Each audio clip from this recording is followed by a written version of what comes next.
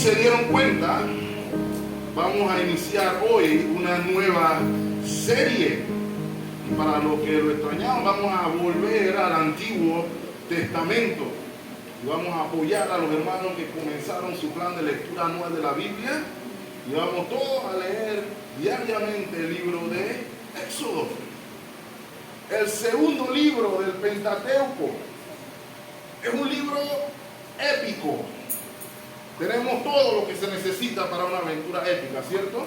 Tenemos héroes, tenemos villanos, tenemos persecución, tenemos lucha, tenemos derrotados y tenemos vencedores. Y no es para nada sorprendente entonces que existan muchas, probablemente innumerables adaptaciones en la pantalla chica o grande. Lastimosamente le digo de ya, hermano, usen su referencia bíblica, las adaptaciones en el cine o en la televisión no son buenas. Pueden tener acción, pero no son bíblicas. El libro toma su nombre de la palabra griega Exodus, que se encuentra, por ejemplo, en Lucas 9:31, que significa literalmente salida o partida. Y precisamente el evento principal que gira en torno a todo el libro es la partida del pueblo de Israel de Egipto. Para los judíos, esa es su historia nacional, esa es su historia de independencia, digámoslo así. Para los cristianos, el Éxodo es un poderoso acto de redención. Por tal razón, mis amados hermanos, los eventos aquí descritos, que con el favor del Señor durante las siguientes semanas vamos a estar evaluando, deben proporcionarnos una invaluable, voy a repetirlo, invaluable, mis amados hermanos, instrucción y aplicación para usted y para mí hoy. Tengo tres objetivos primordiales con esta serie. El primero es el que podamos meditar, y lo veremos principalmente en nuestro texto de esta mañana, en la fidelidad de Dios en el cumplimiento, gracias hermano, de su pacto. Ese es el primer objetivo, que podamos salir de aquí cada uno de estos domingos diciendo: Dios es fiel. Lo segundo, mis amados hermanos, es que observemos al Dios que salva a su pueblo de la opresión. ¿Y por qué es importante observarlo, mis amados hermanos? Porque Dios se revela en el Éxodo como un poderoso Salvador. Y es por esa razón que hemos titulado la serie, como había dicho, un grandioso libertador. La obra de Dios en Egipto se cita a lo largo de las Sagradas Escrituras como testimonio de su grandísimo poder. Y el tercer objetivo, mis amados hermanos, es que podamos observar detenidamente el peregrinaje del pueblo de Israel. ¿Por qué? Porque el peregrinaje del pueblo de Israel sin duda alguna apunta a nuestro propio peregrinaje espiritual. Y todo esto lo haremos con el trasfondo, que ya cantamos, de observar a Cristo. Vamos a observar toda la persona y obra de Jesucristo a lo largo del libro de Éxodo. Se pudiera considerar un testimonio del Evangelio del Antiguo Testamento, el libro de Éxodo. La clave para que entendamos el Éxodo, mis amados hermanos, es Jesucristo. Lucas capítulo 24, 25, acompáñenme ahí, todos conocemos el relato del camino a Emaús y las dos personas que se encuentran con el Señor resucitado. Versículo 25 dice: entonces Él les dijo, oh insensatos y tardos de corazón para creer todo lo que los profetas han dicho. ¿Ok? Dice el versículo 26, no era necesario que el Cristo padeciera estas cosas y que entrara en su gloria. Y aquí voy a hacer el énfasis en el versículo 27, comenzando ¿desde dónde? Desde Moisés, ¿ok? Comenzando desde Moisés, Génesis, Éxodo, Levítico, Número, Deuteronomio, y siguiendo por todos los profetas, les declaraba en todas las escrituras lo que de Moisés se decía, lo que de él se decía. Por esta razón, mis amados hermanos, quiero que comprendan que el enemigo de nuestras almas ha luchado desde hace siglos con la intención de que usted y yo pongamos en duda la historicidad de este relato. Yo no puedo creer que un mar se abriera en dos y se tragara a un poco de gente. Eso es imposible. Yo no puedo creer que la gente en el desierto no se le gastara la ropa. Yo no puedo creer que una persona viviera en el desierto comiendo pan que cayó del cielo. Eso es imposible. El problema con eso, mis amados hermanos, es que si no reconocemos al autor central del libro, nos encontramos precisamente donde el enemigo quiere. ¿Por qué? Porque si dudamos de la veracidad de estos eventos, que por cierto, la arqueología ya comenzó a ratificarse rato ya, pero si dudamos de la veracidad de estos eventos, Dios no fue fiel a su promesa. Dios no oye el clamor de su pueblo. Dios no oye el sufrimiento de su pueblo y tampoco levantó un libertador para salvar a su pueblo. Por ende, eso no nos sirve de absolutamente nada. Por eso el enemigo quiere decirle a usted, no crea estas historias. Pero la verdad es que los eventos aquí descritos, mis amados hermanos, son reales. El personaje principal de este libro no es Moisés, no es el pueblo de Israel, no es el faraón, y mucho menos usted y yo, para que nos estemos proyectando en la historia. El personaje principal del libro de Éxodo no es nada más y nada menos que Dios Todopoderoso. Es Él el que se manifiesta en este libro, se revela en este libro a su pueblo en toda santidad, misericordia, justicia. Alguien lo puso así,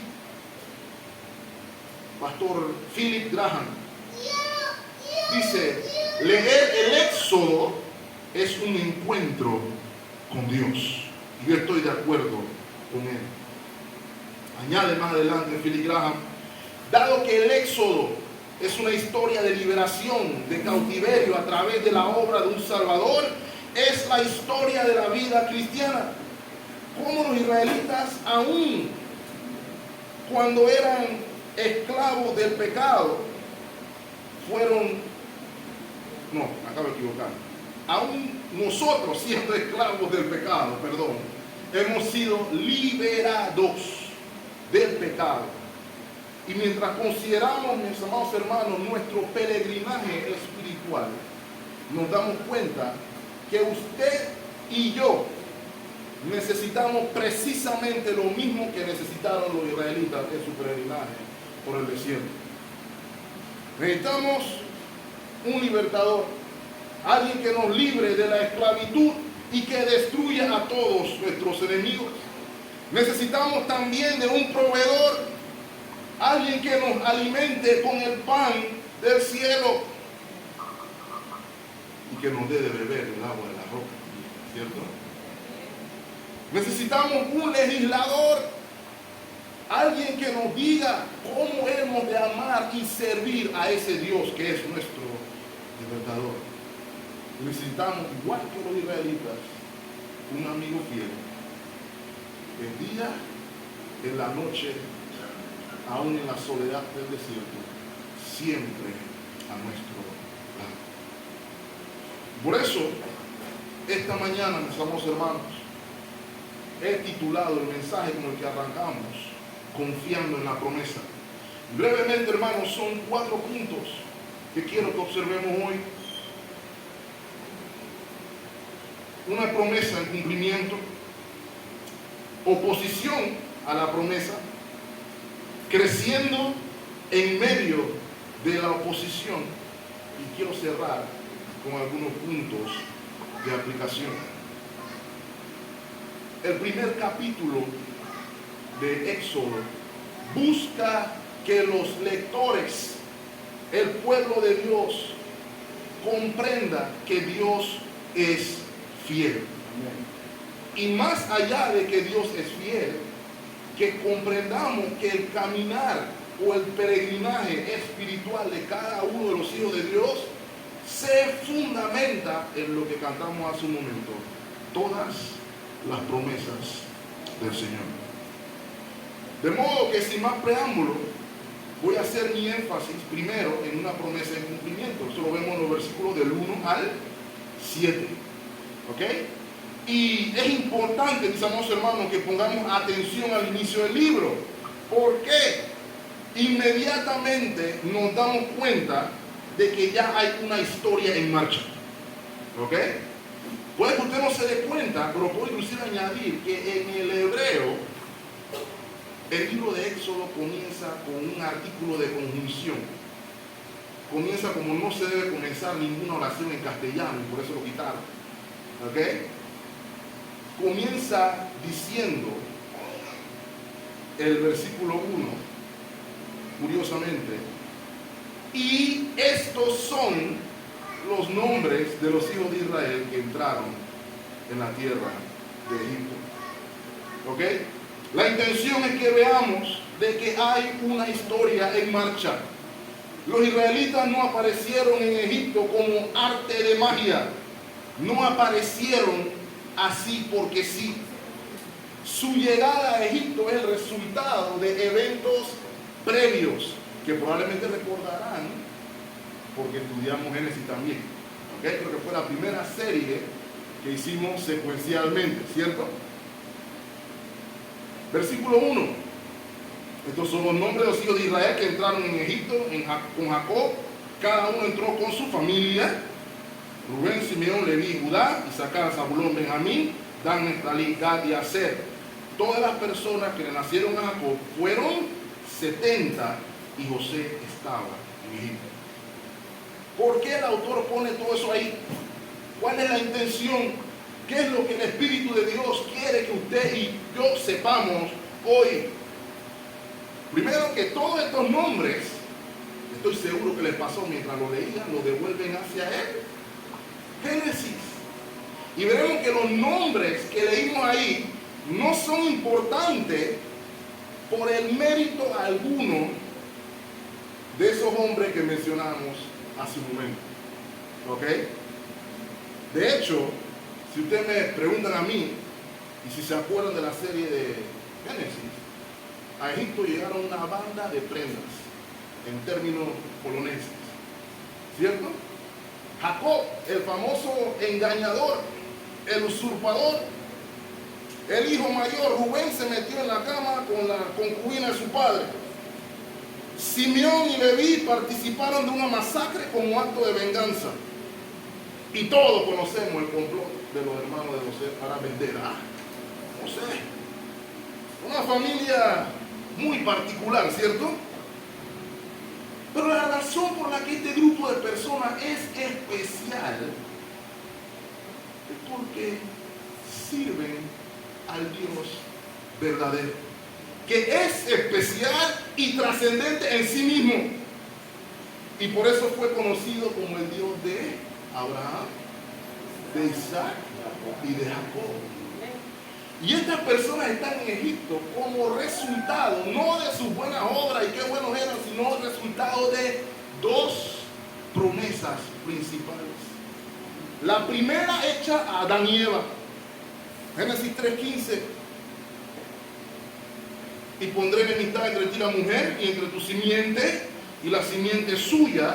Esta te herirá en la cabeza y tú la herirás en el calcañar.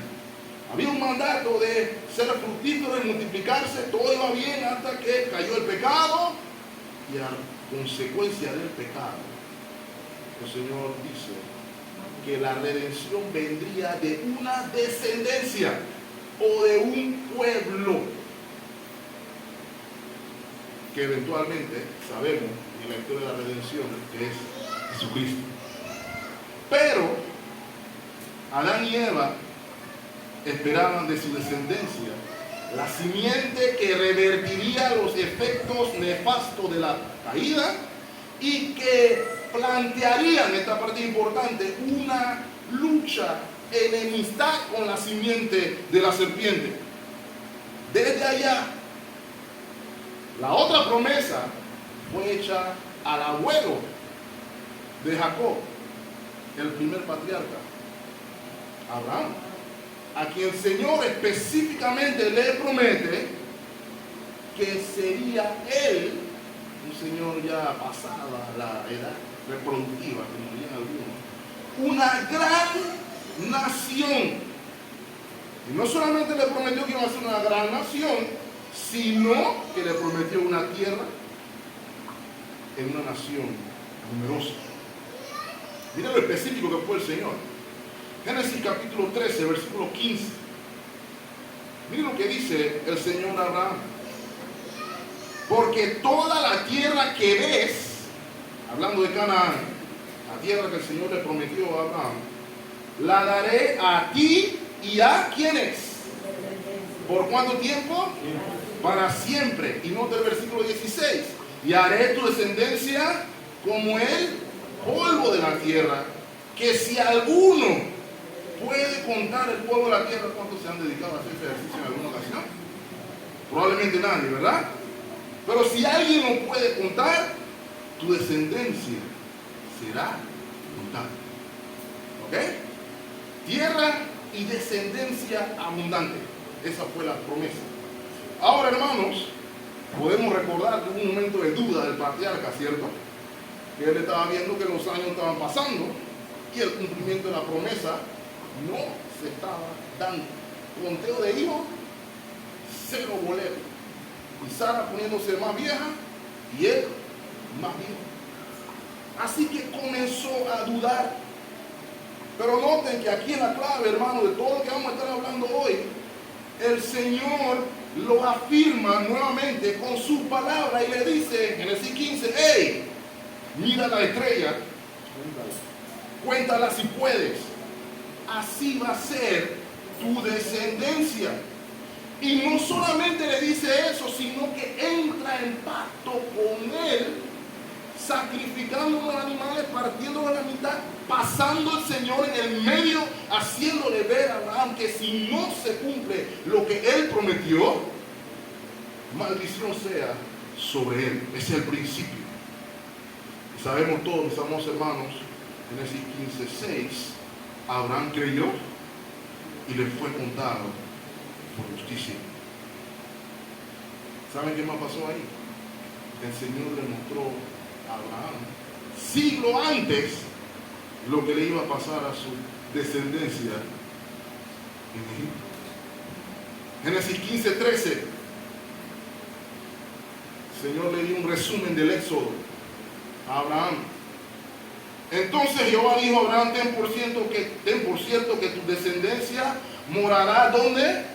En tierra ajena, y será esclava allí, y será oprimida por 400 años. Hermano, si a usted le gusta que le digan el futuro, que creo que a nadie aquí le gusta eso, ese es el tipo de noticia que nadie quiere escuchar, ¿cierto? Pero ¿cuál es el propósito del Señor, mis amados hermanos? Vamos a seguir leyendo, versículo 14. Mas también a la nación a la cual servirán juzgaré yo, y después de esto saldrán con gran riqueza. ¿Cuál es la intención del Señor y qué es lo que quiero que podamos ver en nuestro texto? Aun cuando Abraham andaba en duda, inclusive en temor, aun cuando el Señor le muestra un futuro lleno de dificultades, Abraham es afirmado a caminar confiando en qué cosa, mis amados hermanos, en las promesas del Señor. Esa es la intención, mis amados hermanos. Y quiero que sepan, la descendencia de Abraham se encontró en peligro en varias ocasiones. Todos sabemos la historia, pero en la providencia del Señor, 70 personas llegan, traídos por la providencia de Dios, a Egipto. Y nos acordamos del asunto con Potifar, José, los sueños, las vacas flacas, las gordas. Todo esto es Dios obrando para cumplir su promesa. Estas personas, mis amados hermanos, son el cumplimiento de la promesa hecha a Abraham. Inclusive Adán y Eva. Y es probable que el periodo aquí descrito, aunque les gusta la parte histórica, sea el de los faraones extranjeros conocidos como los Hyksos. Periodo de mucha abundancia, pero periodo de mucha abundancia por la providencia del Señor. Versículo 6 de nuestro texto. Y murió José y todos sus hermanos y toda aquella generación. Versículo 7. Y los hijos de Israel fructificaron y se multiplicaron y fueron aumentados y fortalecidos en extremo, y se llenó de ellos la tierra. Ahora, hermanos, la muerte de José se nos relató en Génesis, pero aquí se nos relata de nuevo. ¿Con qué intención, mis amados hermanos? El autor o Dios nos quiere mostrar aquí que la muerte de José marca una nueva época, una nueva era, y precisamente marca el cumplimiento de la primera parte de la promesa. ¿Qué parte? La que tiene que ver con la descendencia, ¿cierto? Note cómo enfatiza el autor con Moisés, mejor dicho. El versículo 7, cómo enfatiza la explosión demográfica que se dio. Fructificaron, se multiplicaron. ¿Ve el lenguaje de Génesis ahí, hermanos? ¿Sí? El Señor le dijo a Adán y Eva que sean fructíferos y se multiplicaran. Pero no solamente termina ahí, sino que también dice que fueron aumentados y fortalecidos en extremo, y si se fuese más redundante, dice, y se llenó la tierra de ellos. ¿Okay? Eso fue una explosión demográfica, mis amados hermanos. Y lo que está diciendo aquí, hermanos, y el primer recordatorio para usted y para mí, Dios cumple su promesa. Ya Abraham tenía años de muerto, pero Abraham murió confiando en las promesas. Algunos de nosotros nada más confiamos en la promesa una semana, y en la siguiente semana ya no confiamos. ¿Ok? Es el ejemplo que se nos muestra aquí. Salmo 105, versículo 23. Miren cómo el pueblo de Dios entendió este evento y cómo usted y yo debemos verlo también. Dice el Salmo 105, versículo 23, después entró Israel en Egipto y Jacob moró en la tierra de Cam, eso es Cana, Egipto, perdón, y multiplicó su pueblo en gran manera y lo hizo más fuerte que a sus enemigos. Vieron un acto de cumplimiento del Señor, lo cual me lleva entonces al segundo punto, ¿cierto? La promesa se cumplió. Faltaba la segunda parte de la promesa, ¿cierto? La promesa de la tierra. Oposición a la promesa la encontramos a partir del verso 8. Quiero que noten algo, hermano. Lo primero que quiero que vean, porque aquí entra una de las aplicaciones, el versículo 7 es la cúspide de lo que significa viento a favor. Estos son los versículos que le gusta predicar a la gente que cree en la doctrina de la prosperidad, ¿cierto? Todos nos gusta escuchar esa parte. Y serán multiplicados, y serán prosperados, y serán aumentados, y maximizados, y todos los superlativos que podamos encontrar. Pero lo que nos dice aquí el texto es que no siempre va a ser así. Porque entonces drásticamente las circunstancias cambian en el versículo 8, ¿cierto? Dice el versículo 8, entre tanto, mientras estaban bendecidos y en victoria prosperando, se levantó sobre Egipto un nuevo rey que no conocía a José. Y mis amados hermanos, esto es probablemente el inicio de la famosa 18ª dinastía egipcia, donde derrotaron a los Hicsos y se formó otra dinastía y otro régimen. Probablemente el faraón de esta época, al de la parte histórica, sea, digo probablemente, Amosis I. Pero quiero que noten algo, hermano. Dios no nos da el nombre de los faraones, de ninguno. Nos da el nombre de 2 jefas de parto, pero no nos da el nombre de ningún faraón. ¿Por qué? Aunque nos guste la parte histórica, el punto del libro de Éxodo no es la parte histórica. El punto del libro de Éxodo es mostrar qué representa la figura del faraón, y por eso el nombre no importa, porque da igual. Recuerden, hermano, el faraón se consideraba un hijo divino del dios Ra, y el faraón más bien representa para usted y para mí, y era para el pueblo de Dios, y es importante que lo entendamos, la obra de la serpiente y su simiente en oposición a la simiente de la mujer y la obra de Dios. Eso es lo que debemos entender. Nos muestra cómo Satanás obra de manera agresiva y frontal en contra de las promesas de Dios. A este nuevo rey le importaba un comino. ¿Quién era José? Le importaba un comino la vaca gorda o la flaca.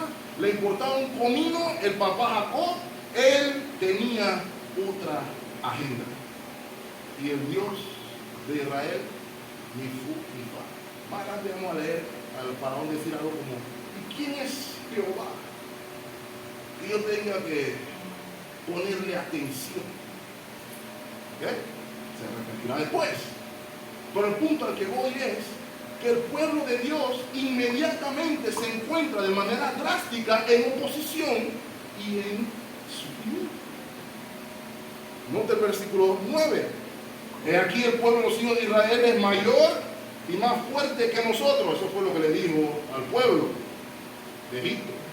Ahora pues, seamos sabios para con él, versículo 10, para que no se multiplique y acontezca que viniendo guerra, él también se una a nuestros enemigos y pelee contra nosotros y se vayan de la guerra. Ahora, como todo déspota, tirano, dictador, póngalo como usted quiera, Faraón obró desde la inseguridad y desde el temor. Ese era el príncipe del imperio más poderoso de la tierra en la época, y aún así temía que su dinastía llegara a su fin. Y por tal razón hace lo mismo que hacen los políticos hoy, trató de meterle miedo a la población. ¿Okay? Y la población compró el cuento porque habló de seguridad.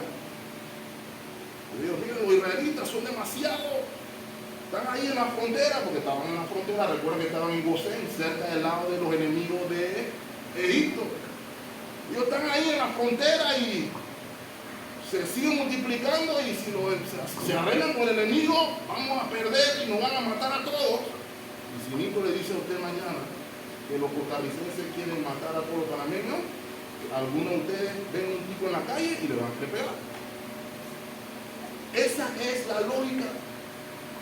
Nos podemos reír, pero ¿saben cómo pasó el holocausto, hermano? Hitler comenzó a decirle a los alemanes orgullosos que el problema eran los judíos. Y ya sabemos cómo terminó la historia después, ¿cierto? Y tal como en ese caso, el plan funcionó. Miren lo que pasó entonces en el versículo 11. Entonces pusieron sobre ellos comisarios de tributos que los molestasen con sus cargas, y edificaron para Faraón la ciudad de almacenaje de Pitón y Ramesés. ¿Ok? Si se dan cuenta ahí, hermanos, el pueblo se unió a la causa del Faraón y por instrucción real trataron de matar 2 pájaros de un solo tiro. Trataron de resolver el problema de la inmigración y el problema de la mano de obra para construir las ciudades de Pitón y Ramsés.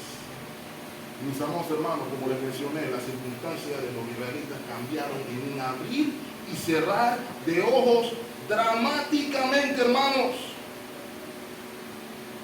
En un abrir y cerrar de ojos, hermanos, de la perfección, del acomodo, de la bonanza, de la riqueza, pasaron en un instante a la opresión, al abuso, al sufrimiento y a la pobreza. En un momentito. Quiero que sepan algo, hermanos, mientras avanzo aquí.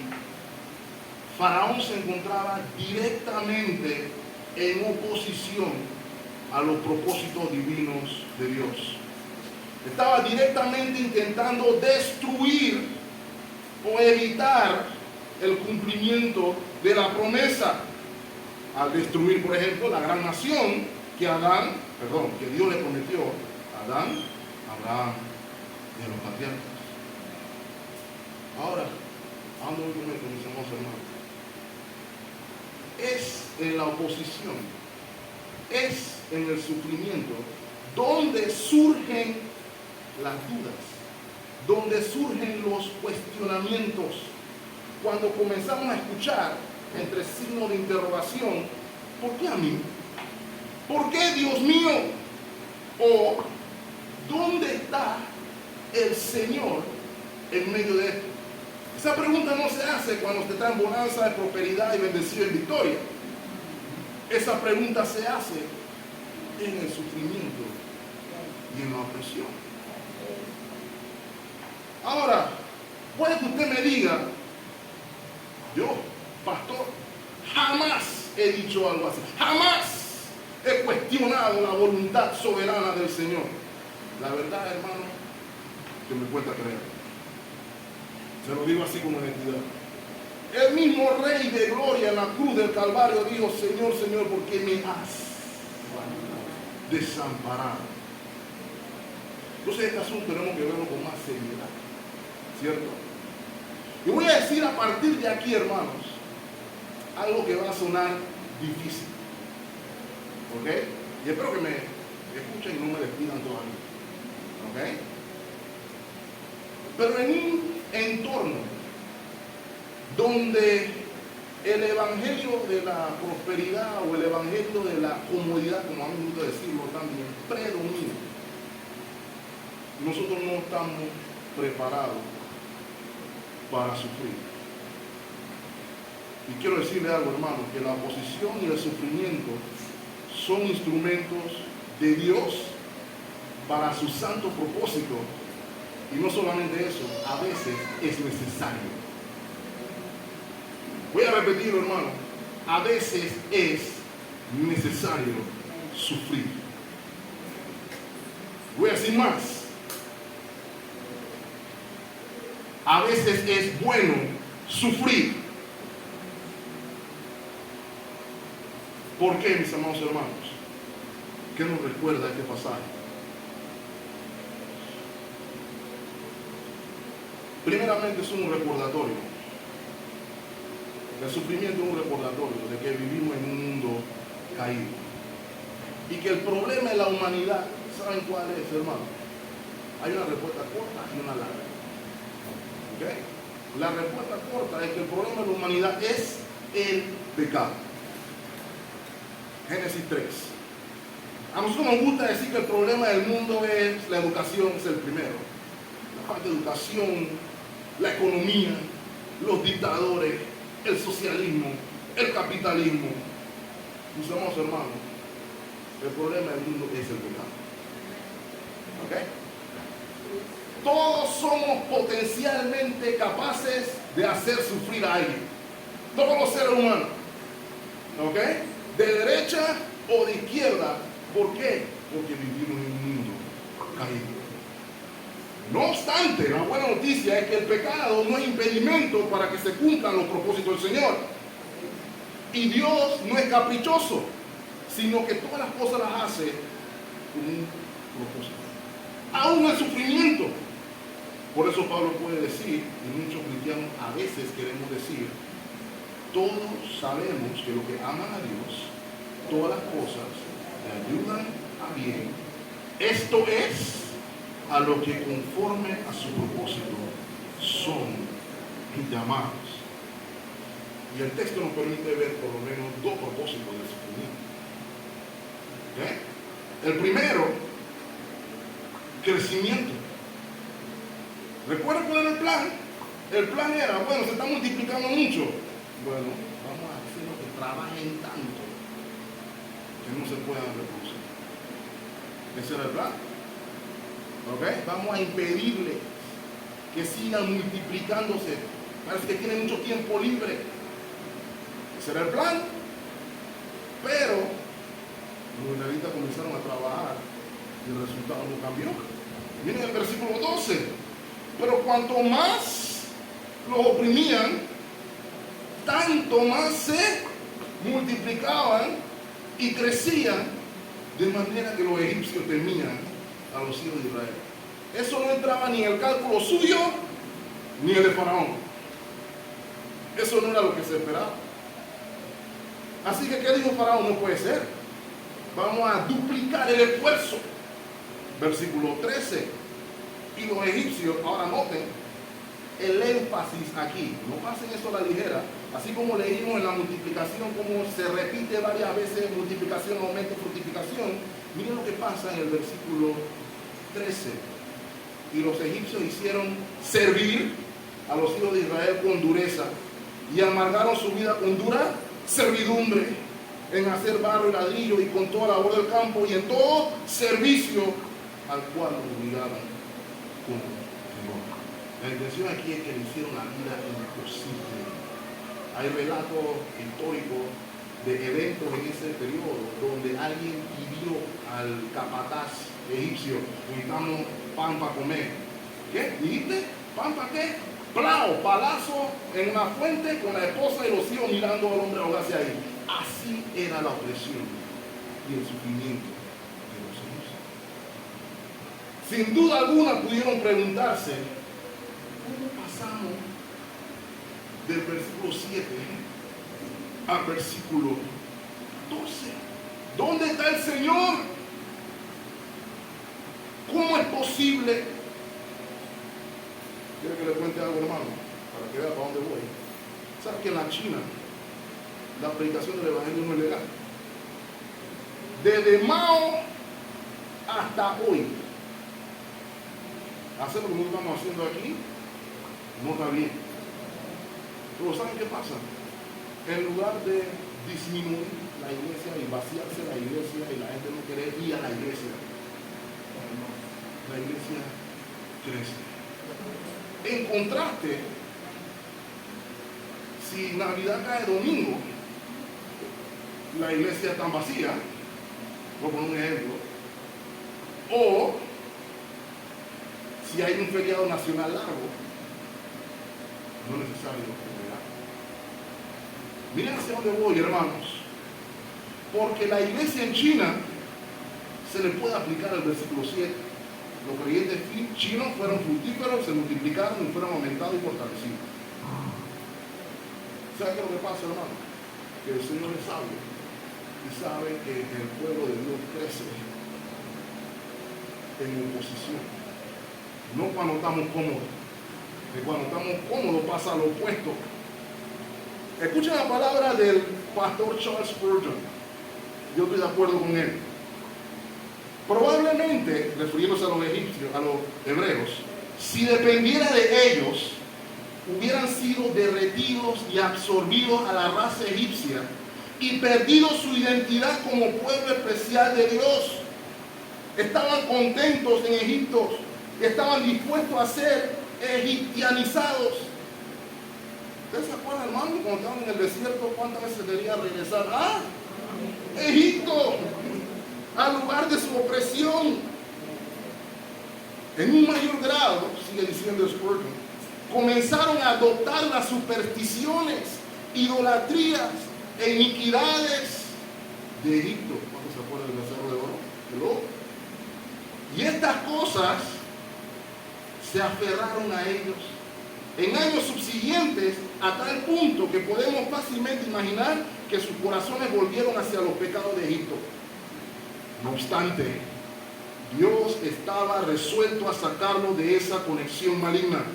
Debían ser un pueblo separado, no podían ser egipcios, ni podían vivir permanentemente como egipcios. ¿Por qué? Porque Jehová los escogió para sí mismo y quiso marcar una diferencia entre Israel y Egipto. Y hermano, yo estoy 100% de acuerdo con usted.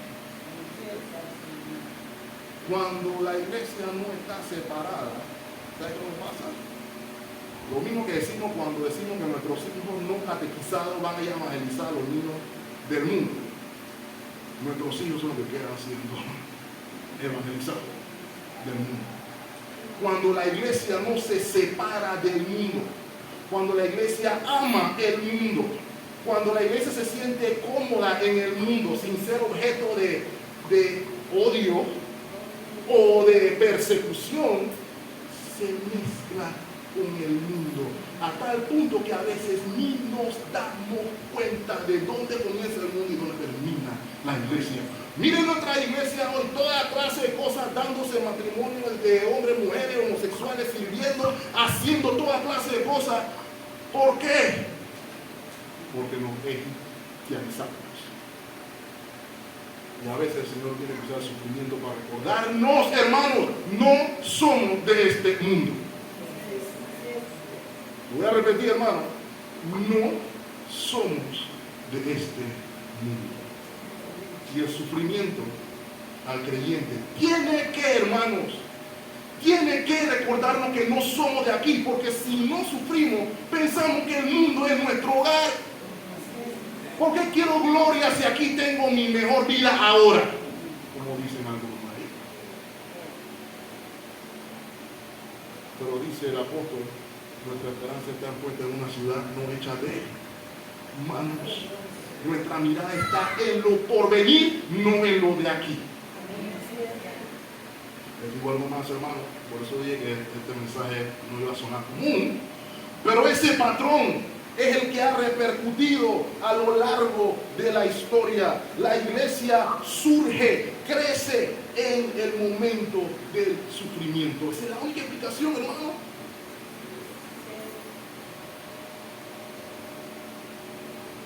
Y lo que el enemigo pensaba que era derrota, el Señor lo usa como victoria.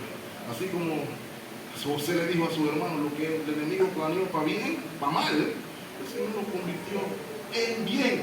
El sufrimiento de José. Y si quiere, revise ese libro de José para que vea cómo él vivió lo que aplicó ahí. ¿Ok? ¿Saben qué más? No solamente el sufrimiento promueve el crecimiento, sino que nos muestra la necesidad de un Salvador. Las circunstancias del pueblo motivaron precisamente al pueblo a clamar por libertad. Y vamos a leer más adelante que el Señor escuchó el clamor de su pueblo y respondió. Y cuando somos conscientes, mis amados hermanos, que estamos en un mundo caído, como ya dije, donde todos somos potencialmente capaces de sufrir y producir sufrimiento, la única esperanza de esto es salir de aquí. ¿Cómo? Por medio de un Salvador. ¿Saben qué pasa, hermano? El sufrimiento entonces nos lleva a la cruz. Dice el Señor en Mateo 11:28, venid a mí, todos los que estáis trabajados y cargados, y yo, Él, os hará descansar. Llevad mi yugo sobre vosotros y aprended de mí, que soy manso y humilde de corazón, y hallaréis descanso para vuestras almas. Queremos descanso en nuestra alma, estamos, hermanos. Usted puede buscar el mundo entero, denle toda la vuelta que quiera, solamente en Cristo hay reposo para la alma. Amén. Solamente en Cristo.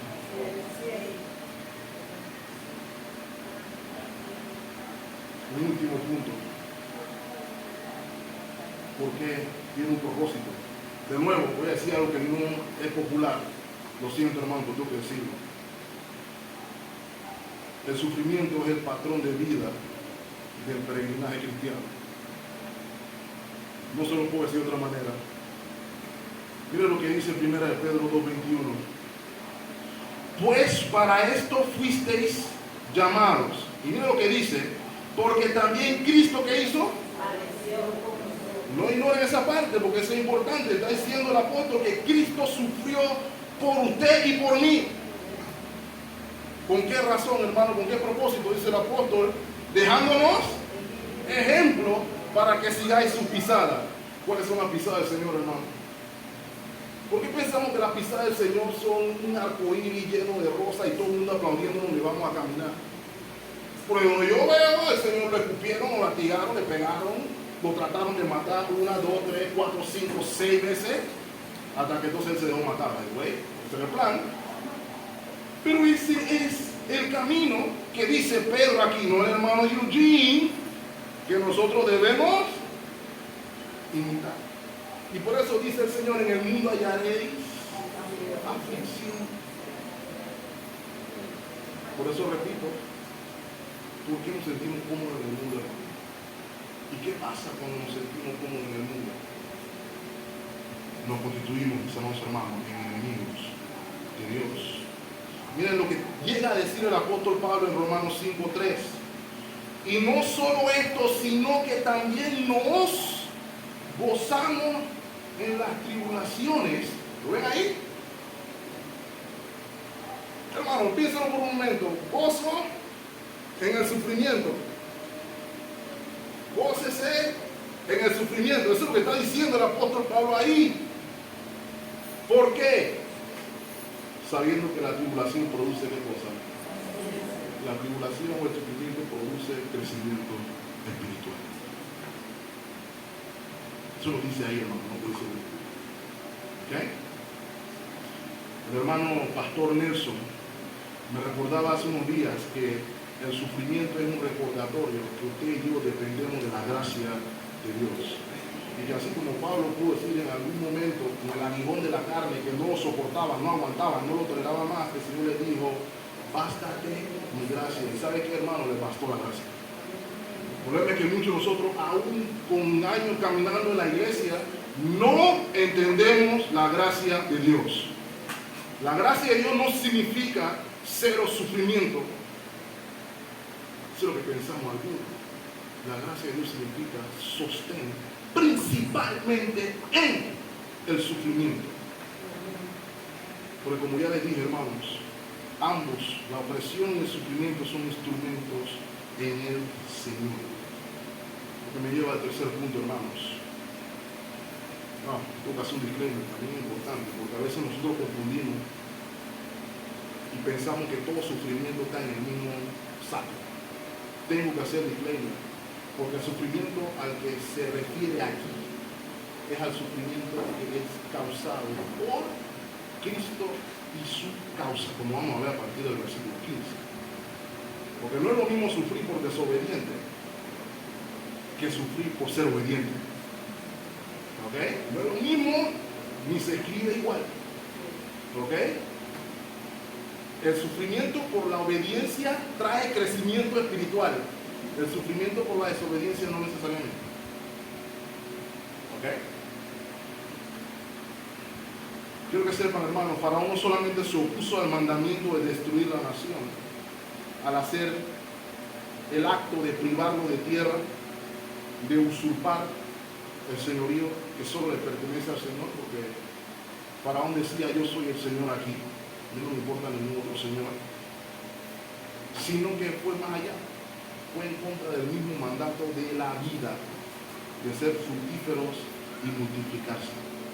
Actuó en contra de la vida, y por eso también tengo que aprovechar para mencionar que el movimiento pro aborto que hay en este mundo hoy es la evidencia más anticristo que usted se puede imaginar. Probablemente pudiéramos meter al señor Faraón como el primero en el ranking de los anticristos vivos. ¿Por qué? Porque está en contra de la vida.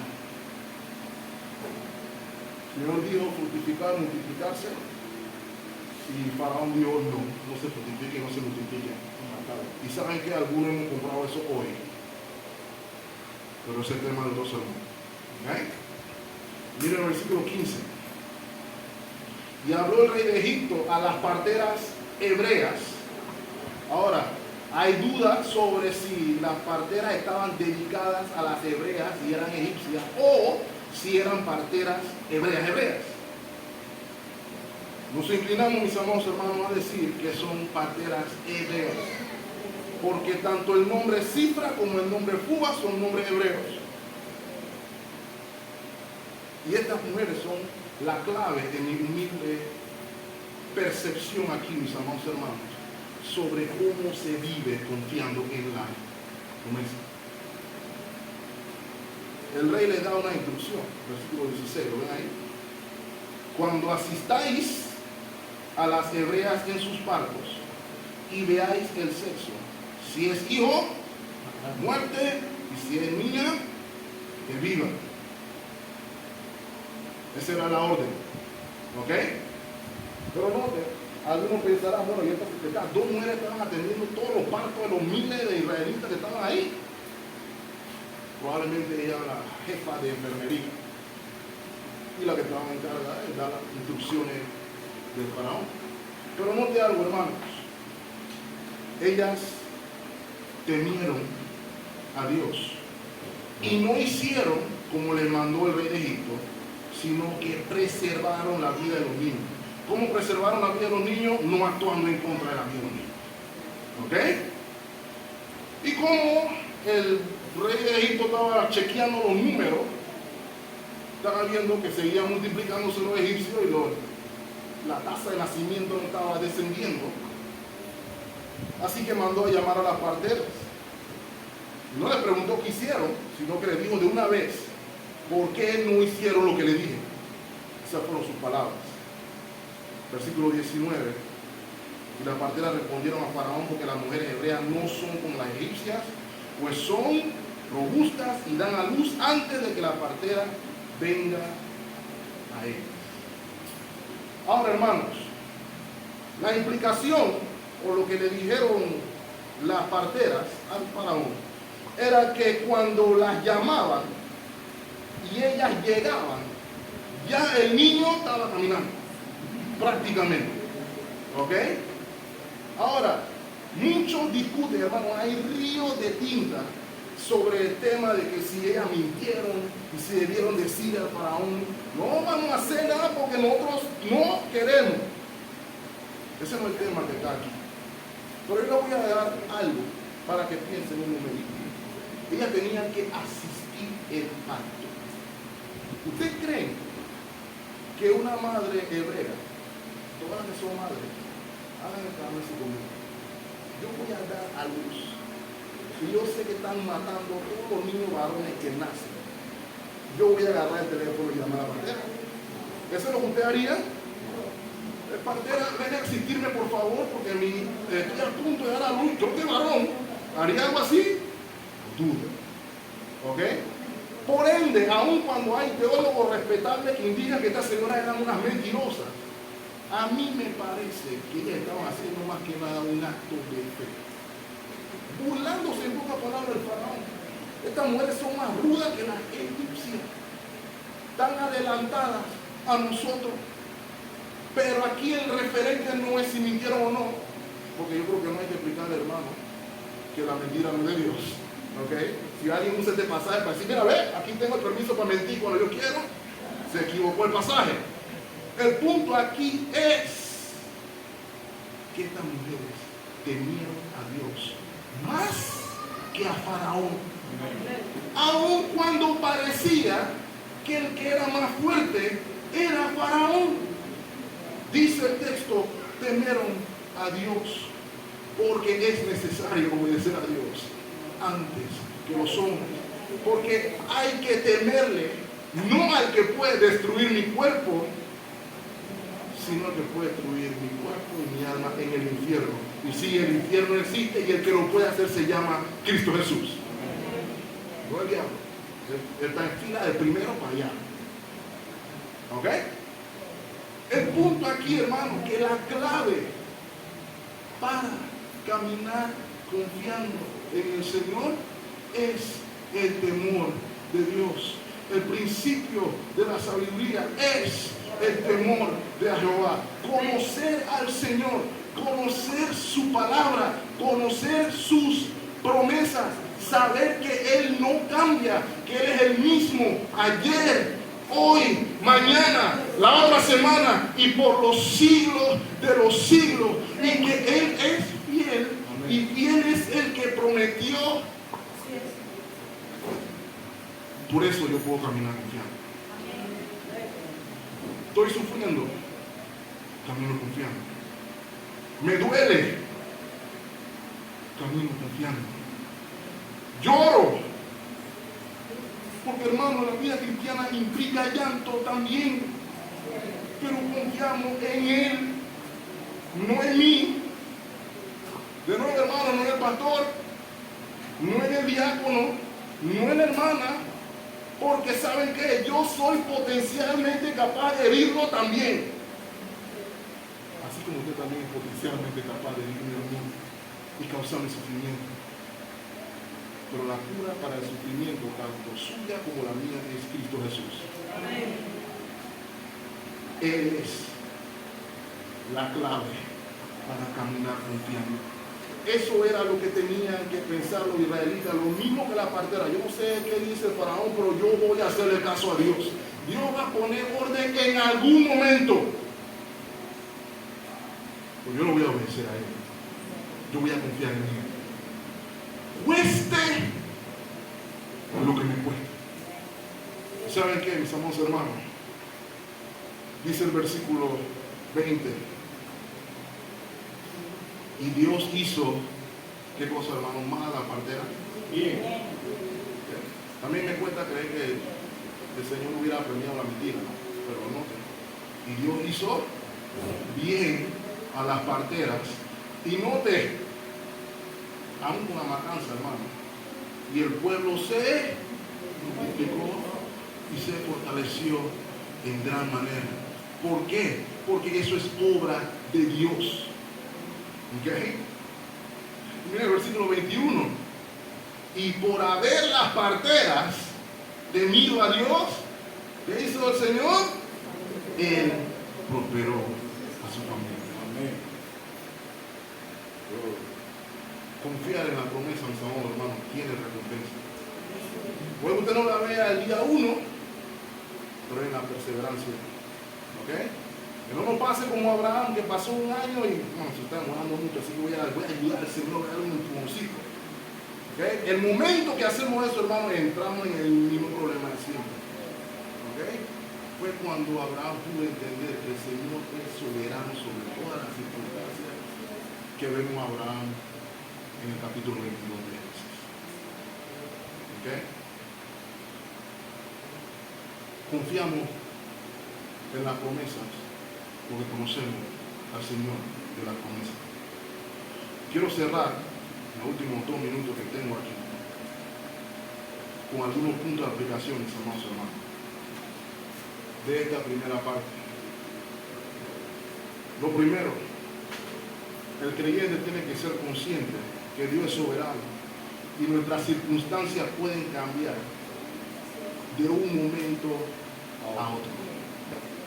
Y eso no quiere decir que Dios es malo. Pero ¿sabe cuál debe ser el reconfort nuestro? Que sea que tengamos o no tengamos, que sea que suframos o no suframos, que sea que estemos en gozo o no en gozo. Puede que nuestras circunstancias cambien, pero nuestro Dios no cambia. Y eso debe ser suficiente para usted y para mí. Si Dios fuera como los hombres que hoy es blanco y mañana negro, tuviera un problema serio, hermano. Nadie sería salvo. Pero es el mismo ayer, hoy y por los siglos, independientemente de las circunstancias. Por eso Pablo pudo decir: yo hallo contentamiento en las buenas y en las malas. ¿Por qué? Porque está aferrado al mismo Señor en las buenas y en las malas. Algunos de nosotros nos gusta aferrarnos al Señor en las buenas, pero en las malas nos vamos para el mundo. Le voy a decir así, hermano. Algunos decimos: ay, no aguanto la presión. Ven este caso aquí, opresión en Israel. Mi vida está en peligro en Israel aquí. Y algunos decimos, no, la hermana me dijo lo que no me gustó, me voy para el mundo. No puede ser. No quiero saber más de un cristiano en el mundo porque alguien me miró mal. ¿Ok? El creyente sabe que su Señor es Señor en las buenas y en las malas. Sea que me amen o sea que me odien, el amor de Cristo no cambia. ¿Quién me podrá separar del amor de Cristo? Tribulación, angustia, persecución, hambre, desnudez, peligro, espada. Nada me puede separar del amor de Dios. No importa la circunstancia. Segundo, Dios tiene un propósito en el sufrimiento de sus hijos. Si por alguna razón usted está en sufrimiento, antes de preguntarle a Dios por qué, pregúntele al Señor, ¿qué quieres que yo haga? ¿Qué quieres que yo vea? Muéstrame tu gloria en medio de mi sufrimiento. Que mi debilidad sea tu fortaleza. Esa debe ser la perspectiva. Porque en el sufrimiento que Dios permite que usted y yo podamos sufrir, hay crecimiento. Y conocemos al Señor aún más. Decía Gordon, benditas las olas que me arrojan a la roca que es Jesucristo. Su intención era decir simple y sencillamente que a veces cuando estoy pasando mal, lo que resulta es que quedo estando más cerca de Cristo, porque las olas me aventaron contra la roca. Pero ¿cuál es su roca, hermano? No es el pastor, no es el diácono, es Cristo Jesús. Y quien se estrella con la roca no se quiebra. Si es de él. Amén. 3.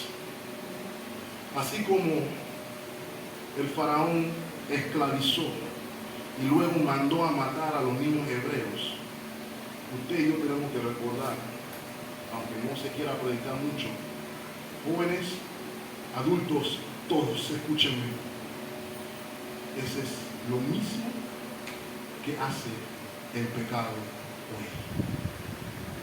El pecado esclaviza, no solamente esclaviza, sino que mata. Dice el Señor en Juan 8:34, aquel que hace pecado, esclavo es del pecado, y la paga del pecado es muerte. No obstante, usted no tiene que morir en sus delitos y pecados, porque Cristo dijo que la dádiva de Dios es vida eterna en Cristo Jesús. No tienes que morir. Ven a Cristo en arrepentimiento y fe. Finalmente, hermanos, recordarnos cada uno de ustedes, cada vez que nos levantemos en la mañana y bajemos los pies de la cama, recordar que es las promesas del Señor las que sostienen cada paso de la cama al baño, del baño a la ducha, de la ducha al closet, del closet a la cocina, de la cocina a la calle, de la calle al trabajo, del trabajo a casa. Las promesas de Dios son las que me sostienen en mi día a día. ¿Conoces las promesas del Señor? ¿Sabes lo que Él tiene preparado para ti? Si lo conoces, podrás caminar en el temor de Jehová y podrás ser como Suba. Se me fue el nombre de la persona, pero ustedes me entendieron. Ese es el ejemplo. Dios es fiel a su promesa y a lo largo del texto nos lo va a recordar. Él es fiel, no tienes que dudar. Todo lo que ha prometido lo cumplirá, porque Él no es hombre que mienta. Señor, bendiga ricamente, hermanos. Estemos orando. Amado Señor, gracias.